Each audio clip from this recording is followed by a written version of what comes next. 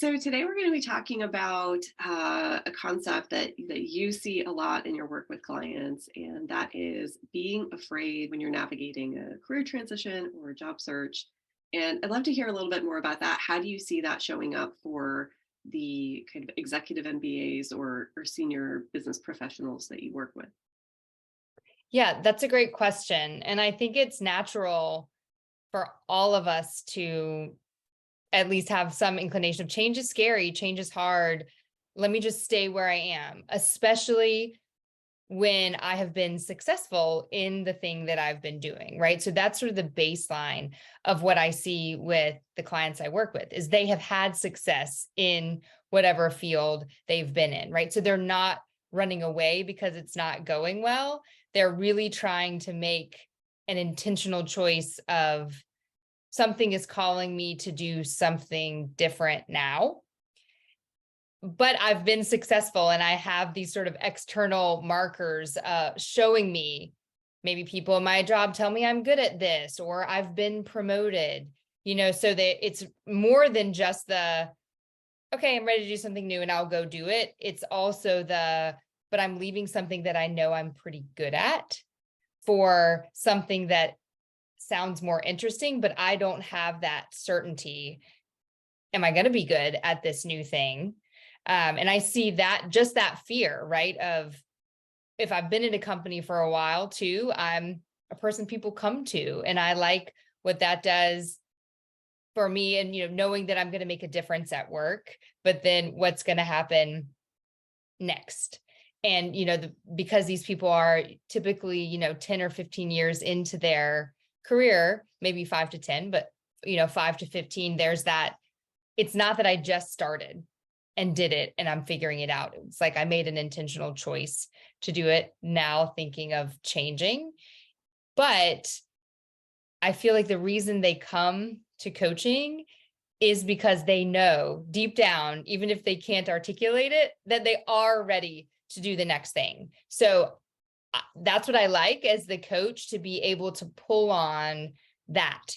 Something led you here because you're ready, right? And you did have some clarity on what I'm going towards. So it's almost like reminding them of that more.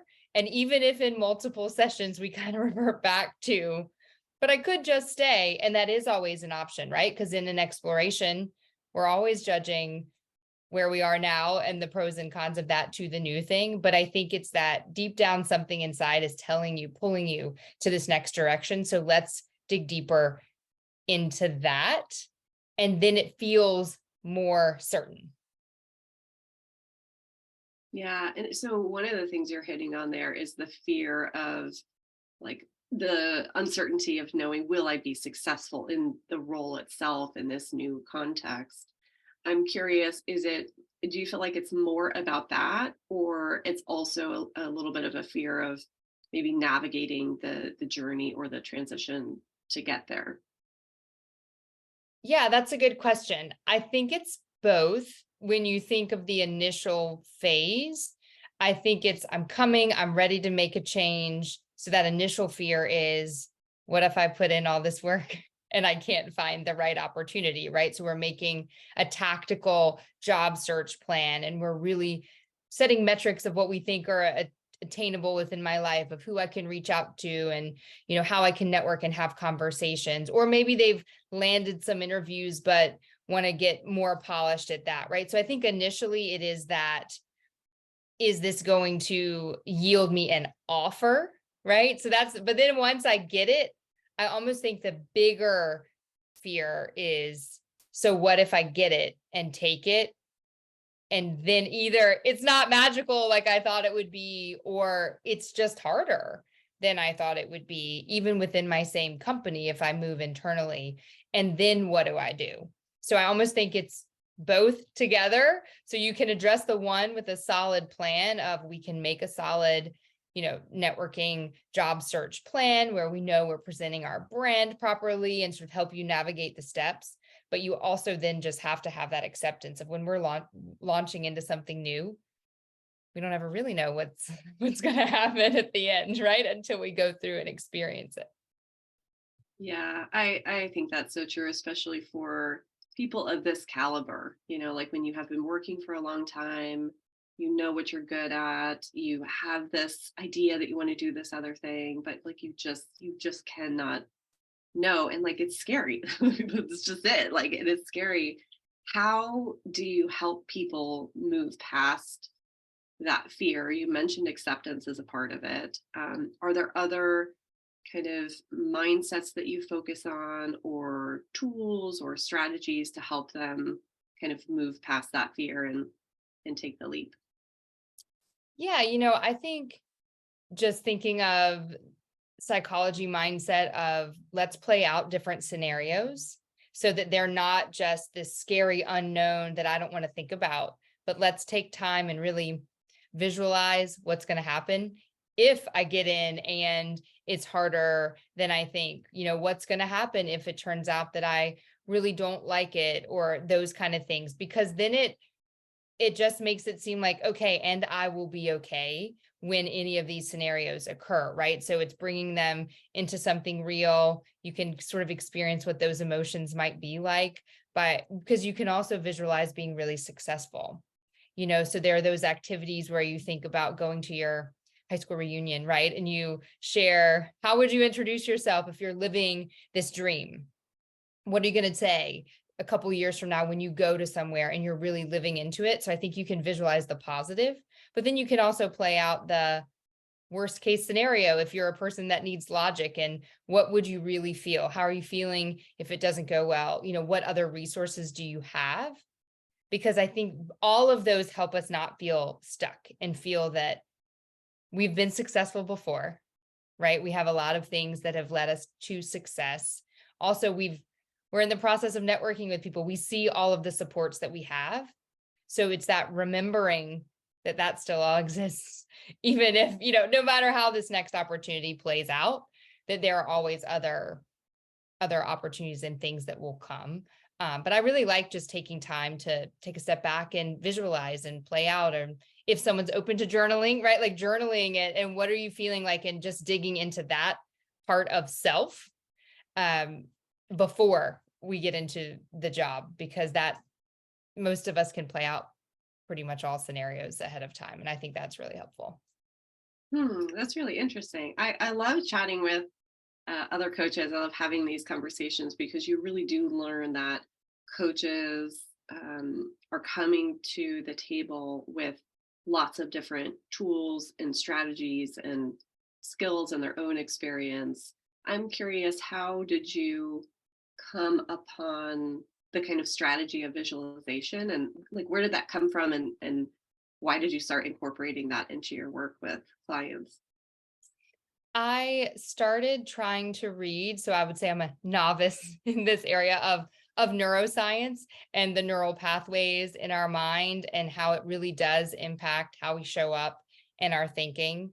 And I did a brief training course on positive intelligence, the book by Shirzad Shamin, and just seeing it in myself, how just very short, 7 weeks, a couple of hours a week, not a day, a few minutes a day, a couple hours a week, really can change going into different scenarios with a different mindset. So I guess it's a little bit like meditation, but I have a hard time quieting my mind. So I feel like visualization is what I gravitated towards, in that it's active thinking, but it's thinking of that path. And so really experiencing it for myself first, just in terms of anything that was happening in my day. If it was I had to give a big presentation, or just stressed about my kids, or whatever was happening, seeing how that could impact me made me think, okay, we all bring our whole selves and everything that's happening into our jobs and into our job searches. So let's just try it and see what happens in this scenario also. Yeah, I love that. As you're talking about it, I'm having like a flashback moment of there's a book that we've probably talked about. I reference it a lot, which is the one small step can change your life, and it's about the Kaizen method. And in that book, they talk about visualization, and I think Michael Phelps is like the example of how much visualization he did around swimming, and like even imagining like the worst scenario and the best scenario, and how that really, I think he ended up winning like a gold medal, like even though he got like, water in his glasses, because he had imagined that happening and what he was going to do in the scenario. So yeah, I'm like, oh, I should go back and read that book. Yeah. Yeah. And they say that for performance athletes a lot, right? That if they visualize making free throws, then they make more. Hmm. So there was a study that did people actually practicing making basketball free throws versus just visualizing making it. And the ones who visualized making more made more in a game. Hmm. So I think it really is that mindset of what are we going into these scenarios with, and taking that approach to our jobs, right? Because it's a new thing, that unknown things are going to happen, but just I think that builds confidence to be prepared for whatever might happen. Yeah. Yeah. Well, and I think it's interesting to tie this into coaching, and I'm curious how you approach this with your clients. I know with my clients that, I'll incorporate a task like the 9 attitudes of mindfulness, and we do that as a daily practice that takes 5 seconds a day. Um, but one of the things I see is that it's so easy for it to fall off, and it's so easy to kind of fall back in that mindset, like you mentioned before. We might come back to that session after session. So how do you help clients kind of stay on track and come back to the mindset piece and see like, oh, the mindset is the piece that's kind of getting in my way? I feel like with an active job search, especially, which is where people are when I'm coaching them, there's a lot of centering at the beginning of every session because we just know that job searching is hard. Even in the best of economies and times, even when we have skills that are very in demand, right? It's just hard. So I find it is very natural to almost do that initial check-in every time of how are we feeling today? And this is what we were planning to discuss today, but is that what we're feeling or not? Just to really own that it's just a tough process and there's a lot of stuff that we can't control in it. And so I think that makes it a little easier to be reminded of doing these visualizations because that's something we can control and we can make sure we keep the right mindset. So it's that separation of let's not focus on what we cannot control, which is a lot of stuff when we want, we can't control if someone gives us an interview, or we can't control if there's an internal candidate that's going to get hired instead, or if the company is getting purchased or failing, or anything that's happening. So really that, I think, visualization or anything about mindfulness works well in that, because that's what we tend to go down the rabbit holes about, because I wish I could control it. But then when you think about, is that giving you any forward progress? It's not, right? So sort of doing those check-ins and then just realizing we can control these things. And I think that makes it also easier for us to see small wins, which I think it propels us forward in a job search. Yeah, for sure. Well, another thing I'm thinking about too is we're talking about mindset. um, you work with kind of people who are mid-career, as we were talking about, and sometimes they're wanting to kind of reach the next level, right? Sometimes they're quite established and they're wanting to do something like totally different. And sometimes there can be a fear or a reality that they're going to have to let go of some of the nice to haves that they have established in their career so far, whether that's the title, the brand of the organization, the compensation, um, lifestyle. So how do you help people really reflect on, as they go through this job search, as they make the ideal transition that they're looking for, what is most important to them, and how do they get on board with the idea that they may have to let go of some of those nice to haves that they have accumulated throughout the Yeah, length of their career? that's such a good question. To me, it goes back to values. There are lots of ways we assess values when we have decided to change jobs. Often there is some sort of value that we don't think is being met, whether it's how my company values me or I need something different. So I tend to ask everyone, if you could just give yourself the job that you want, write down all of those things from the criteria, right? So from job title and company and location and job function and, is it work-life balance? Is it some benefits that the company offered? Write down everything, sit with it for a couple of days, and then think about which ones you can eliminate. Knowing that if your list is 5, there are probably 2 that really are more important than the other ones. So if you could only pick 2 on this list, which ones would it be? And then you can be really grounded in the fact that those are probably your non-negotiables, really, at the end of the day, right? And because you sit with it, you're not making the decision in the moment. You're really also assessing. I guess I tend to do, coaching with a dose of reality. So, if I really can't support my family for less money, then that needs to be my non-negotiable at the time, right? So taking the time to really assess, and then you just don't spend time searching for the things that don't fit that. I think right now with hybrid work and remote work, there are more options, but companies are shifting that, right? So if you can't move, don't pick something that says, oh, we think it's going to be remote, but we might change our mind in a year, right? Because if you can't move, then you're just doing this whole thing again. And so I really think 2, if you can whittle down all the things that really matter to 2 things, then you just, you can interview and say, thanks, this isn't the right opportunity. You can still network and have, good discussions, but you're not going to get all the way down a path of that decision point when it doesn't fit what you really need. Yeah. Yeah. The compensation one is one that comes up a lot, right? Especially for senior business professionals, because they're likely earning a good amount. Not to say that they don't want more, but I do really see that it's almost the golden handcuff situation of I just cannot support my family on less. And sometimes that's true.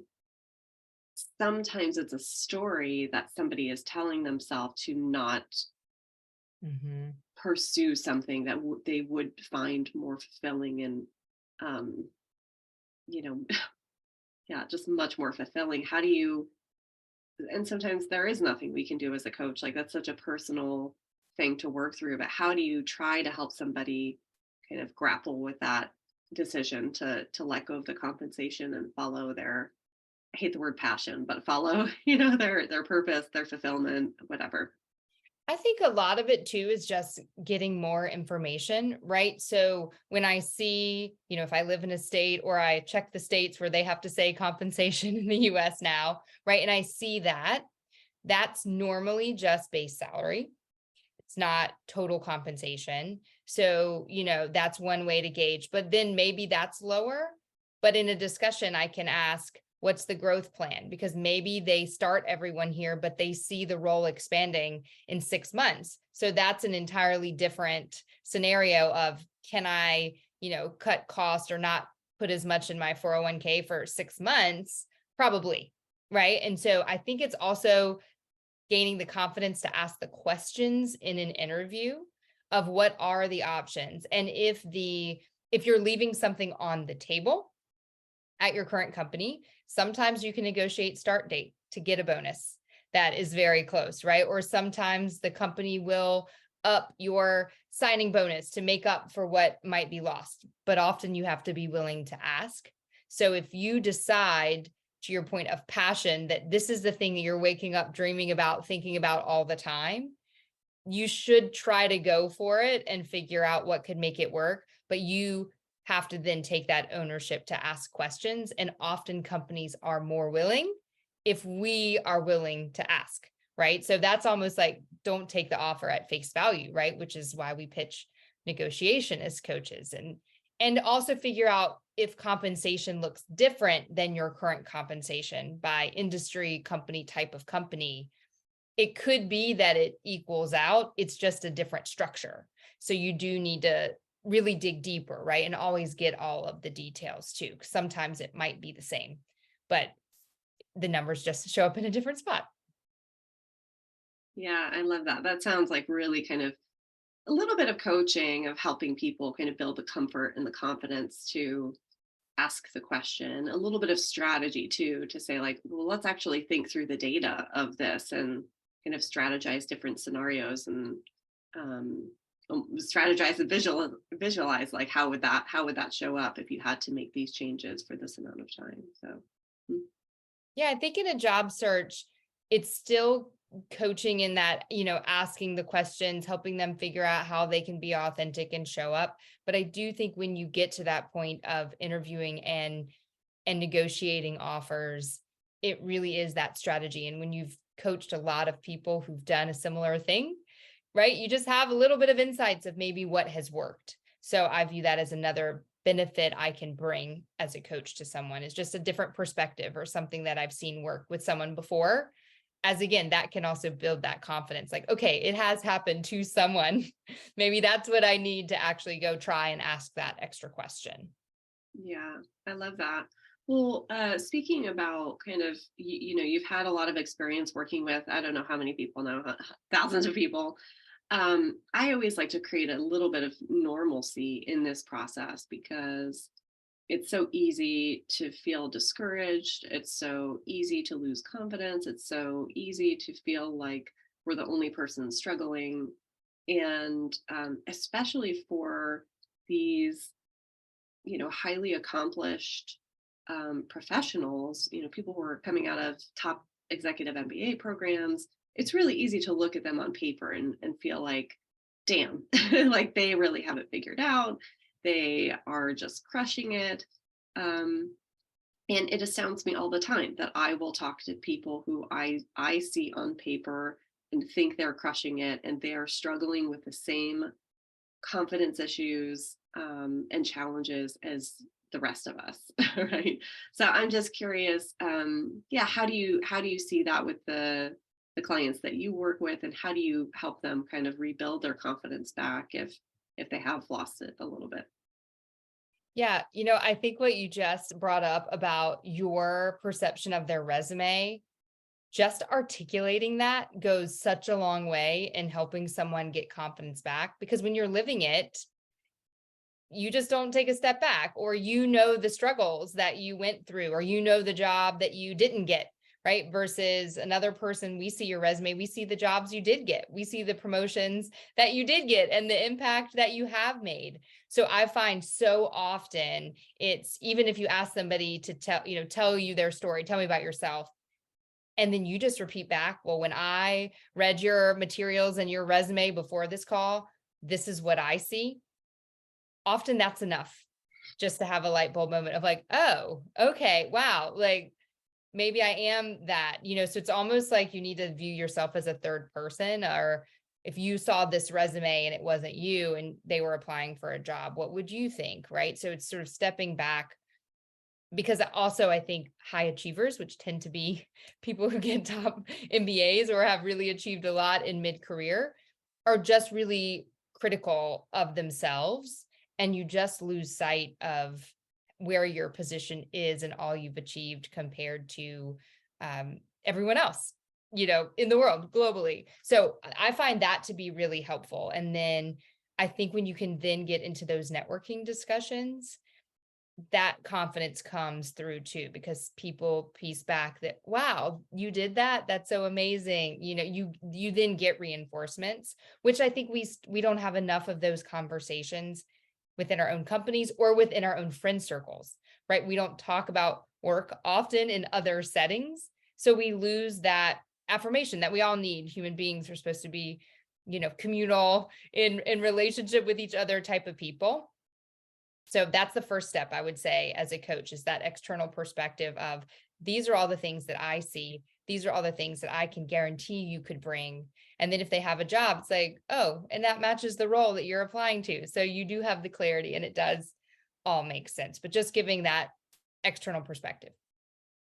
Yeah, that's such a good point. I think about that too. Like every time I have conversation with somebody, or I ask them like, walk me through your story, and they're like, oh, that was so helpful to just even like say it out loud, or to be asked a question about it, like, oh, I forgot I did that really cool thing, or like, I forgot how it made me feel. So yeah, that's such a good point. Just even sharing more with others and having that affirmation and validation is really important. Hmm. I would love to hear like two more questions for you. I would love to hear an example of maybe who was your favorite client you've worked with in the past couple of years who was navigating a career transition of this caliber, and what strikes you about that particular client or particular journey that kind of made it your favorite. Yeah, that's hard because everybody is so interesting. I feel like I get invested in all of their job searches there by the end. But one story that's popping to mind is a person who wanted to transition into consulting, which is quite common after getting an MBA or sort of being, mid-level and doing well in other areas. But we know that that industry has a pretty high barrier to entry at all stages. And, really was coming from a name brand tech company. So really wanting to look for a comparable brand. And so started out networking, getting conversations, actually landed interviews pretty quickly, but then couldn't convert the roles.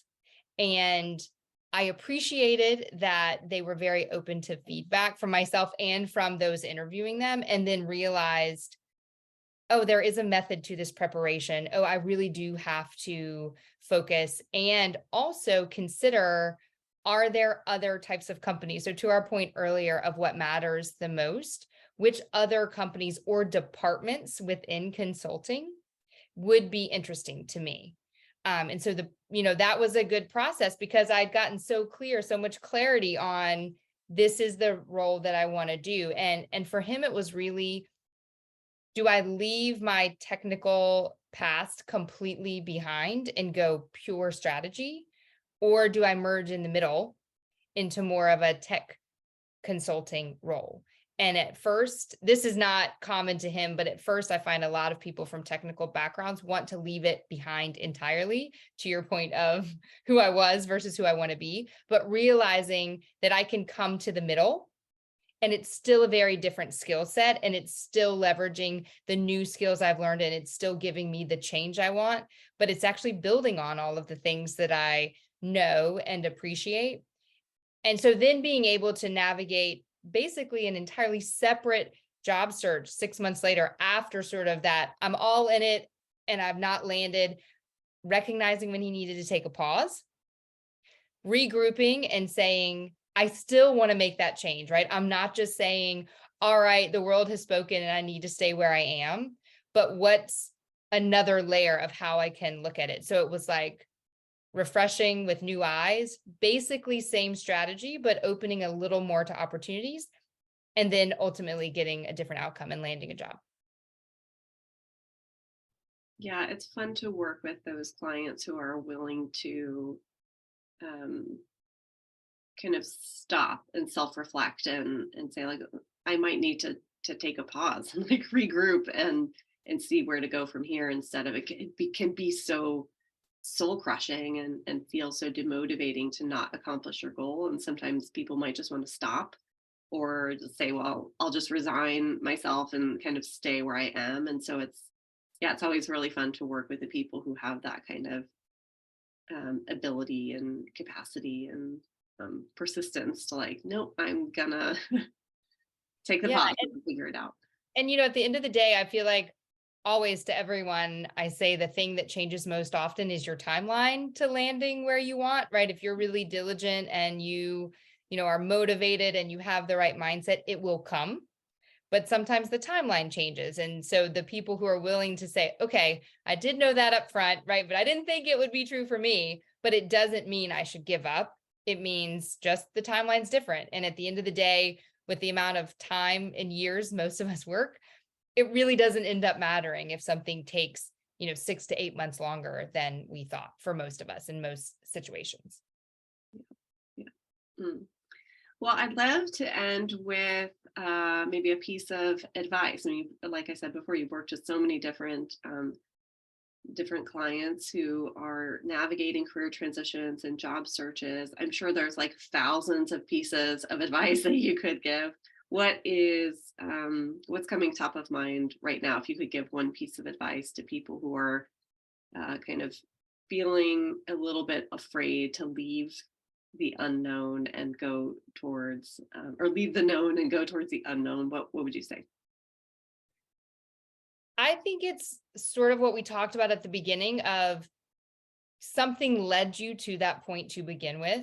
You don't just jump one day into an intentional job search where you want a coach to help you navigate, right? Like there's some intention behind it. So keeping that in mind as you ebb and flow with your energy of a job search and as things go well and then they don't, sort of holding true to that motivation that led you to know this is the right thing that I want to do. Because once you have that clarity, that takes a while to get, right? And so most of the time, the clients who come to me have a little bit of clarity. So it's just remembering what led you there, holding true to that. And then what we just talked about, taking a pause, if it's just one day, when you are not feeling it, just take a pause, right? Like don't reach out or, don't feel that you have to set up some very rigorous approach when you're also working and your life is going.